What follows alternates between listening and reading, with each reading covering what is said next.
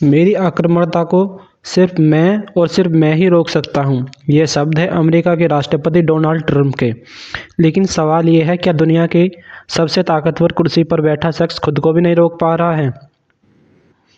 Donald Trump ने New York times को दिए एक इंटरव्यू में कहा है कि उनकी आक्रामकता को ना तो कोई अंतर्राष्ट्रीय कानून रोक सकता है और ना ही कोई संधि। उन्होंने साफ कहा, जब तक मैं राष्ट्रपति हूँ, चीन ताइवान की तरफ आंख उठाकर भी नहीं देख सकता।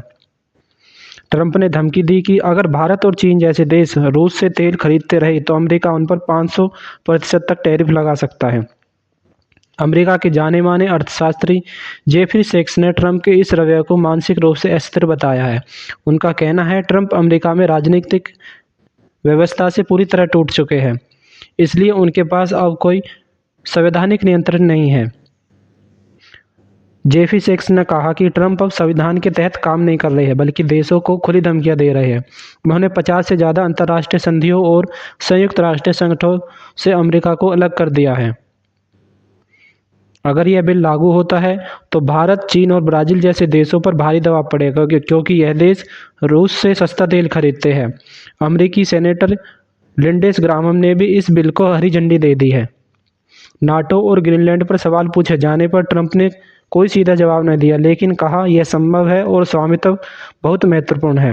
वेटिकन सिटी से पोप फ्रांसिस ने कहा, वैश्विक स्तर पर प्रभुत्व स्थापित करने के लिए सैन्य बल का प्रयोग बेहद चिंताजनक है। उन्होंने चेतावनी दी कि द्वितीय विश्व युद्ध के बाद बनी अंतर्राष्ट्रीय कानून व्यवस्था अब कमजोर हो रही है। पोप ने वेनेजुला में मानवाधिकारों की सुरक्षा की अपील की और डोनाल्ड ट्रंप द्वारा राष्ट्रपति निकोलस मादुरो को सत्ता से हटाने के प्रयासों पर दुनिया को चेताया। ट्रंप ने दावा किया कि उनके कार्यकाल में चीनी राष्ट्रपति शी जिनपिंग ने कोई आक्रामक कदम नहीं उठाया। उन्होंने यह भी कहा कि अगर वे राष्ट्रपति ना होते तो रूस अब तक पूरे यूक्रेन पर कब्जा कर चुका होता।